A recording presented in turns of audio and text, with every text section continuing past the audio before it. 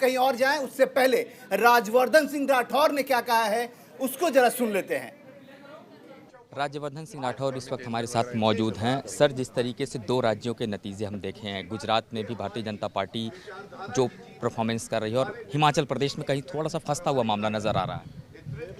देखिए, लोकतंत्र है ये, और लोकतंत्र के अंदर भारतीय जनता पार्टी 18 राज्यों के अंदर है।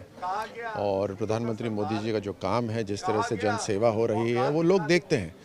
और कहीं ना कहीं कोई लोकल फैक्टर होगा विधानसभा चुनाव के अंदर। अभी नतीजे आने पूरे बाकी हैं, देखते हैं, इंतज़ार करते हैं। लेकिन ये ज़रूर है कि जिस तरह से गुजरात के अंदर जो बार बार भारतीय जनता पार्टी की सरकार आ रही है, वो इसी कारण से है कि एक तो विचारधारा और दूसरा प्रधानमंत्री मोदी जी का काम।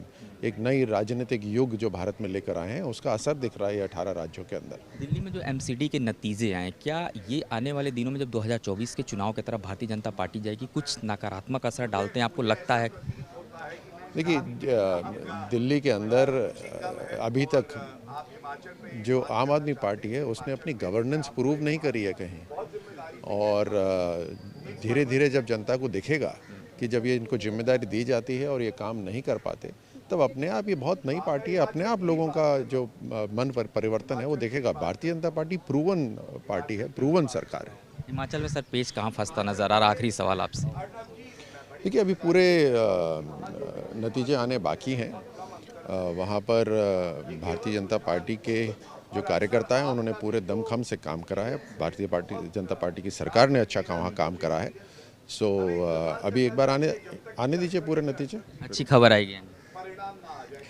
देखिए, जैसे मैंने कहा, ये लोकतंत्र का एक उत्सव है, और उत्सव के अंदर जनता का जो निर्णय होता है वो सबको स्वीकार होना चाहिए। और जिस तरह से न केवल एक बल्कि 18 राज्यों के अंदर सरकार है, कहीं ना कहीं भारतीय जनता पार्टी सरकार का जो काम है वो दिखता है।